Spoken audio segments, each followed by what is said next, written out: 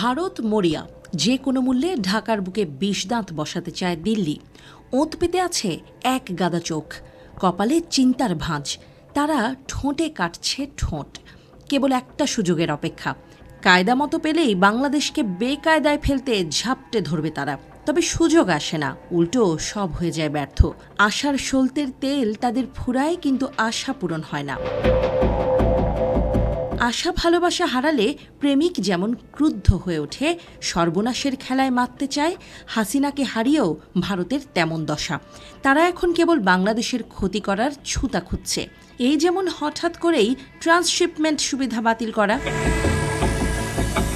ভারতীয় গণমাধ্যমে ফলাও করে প্রচার করা হচ্ছে, চীনের মাটিতে দাঁড়িয়ে অন্তর্বর্তী সরকারের প্রধান উপদেষ্টা ডক্টর মোহাম্মদ ইউনুস ভারতের 7 সিস্টার্সের কথা বলেছেন।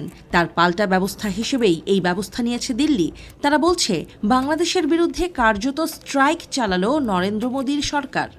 সেই সাথে দিল্লি নাকি বাংলাদেশকে ভাতে মারার ছকও সাজিয়ে ফেলেছে।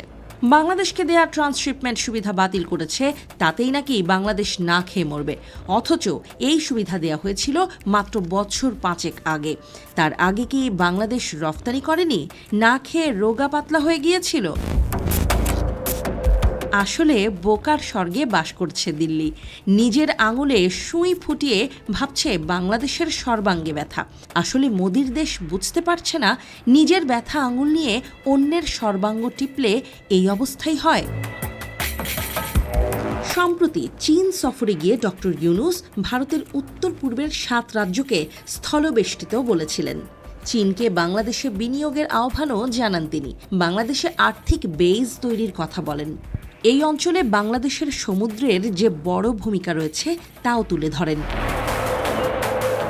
ইউনুস বলেছিলেন, ভারতের পূর্বাঞ্চলের 7টি রাজ্য, যাদের 7 সিস্টার্স বলা হয়, তারা স্থলবেষ্টিত। জায়গা নেই, কোনোভাবেই সমুদ্রে পৌঁছানোর তাদের কোনো জায়গা নেই। এক্ষেত্রে বাংলাদেশকে সমুদ্রের অভিভাবক হিসেবে তুলে ধরেন অন্তর্বর্তী সরকারের প্রধান উপদেষ্টা। আর এমন হাসা কথাতেই ভারতের বিড়াল বেজার। তাদের গরম ভাতে মুখ পোড়ার ভয় দেখা দিয়েছে।